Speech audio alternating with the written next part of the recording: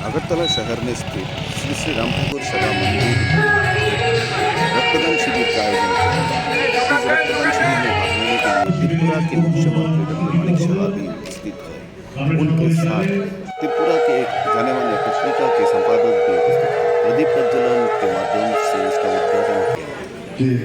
स्वागत जानिए उपस्थित भक्त। इस रक्तदान शिविर का मुख्य उद्देश्य लोगों का जीवन बचाना है, क्योंकि पैसा से अर्थ नहीं मिलता, इसका दान ही मुख्य उद्देश्य है।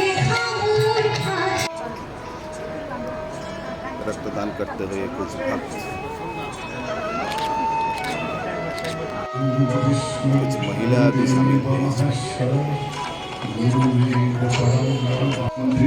प्रोफेसर डॉक्टर मानिक शर्मा महोदय অনুষ্ঠানে रक्तदान शिविर में माननीय मुख्यमंत्री का कहना है मानवता का विश्व निदर्शन है खून देना। এর থেকে বড় মানবতা खून আছে पैसे বলে से আমার नहीं মনে হয় না।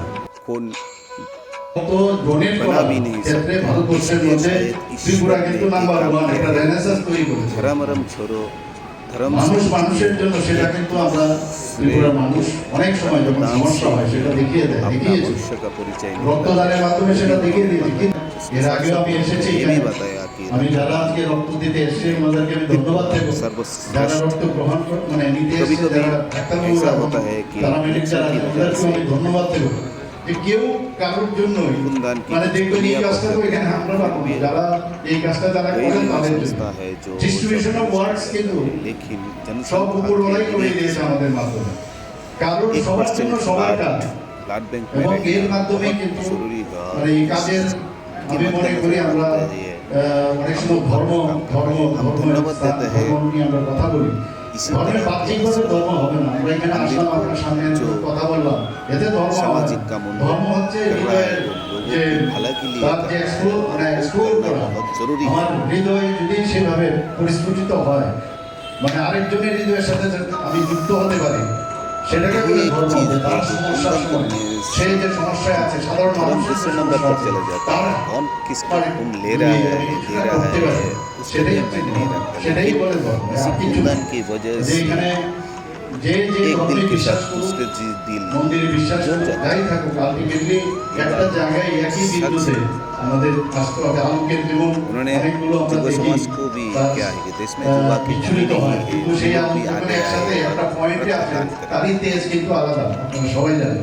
তো আমরা সবাই মিলে আমরা আশা করি এই ধরনের কাজ আমরা ব্রতী হব এবং এতে করে মানুষ আরো উদ্বুদ্ধ হবে রক্তদান দেওয়ার জন্য। বিশেষ করে যারা যুব সম্প্রদায়, আমরা জানি প্রায় ভারতবর্ষের সাথে ত্রিপুরা যুব সম্প্রদায় প্রায় এখানে 60% যুব সম্প্রদায়, তাদের আরো বেশি করে এগিয়ে আসতে হবে। একটা নির্দিষ্ট সময়ে রক্ত নষ্ট হয়ে যায়, রক্ত স্টোর করে রাখা যায় না, এটা কন্টিনিউয়াস প্রসেস একটা।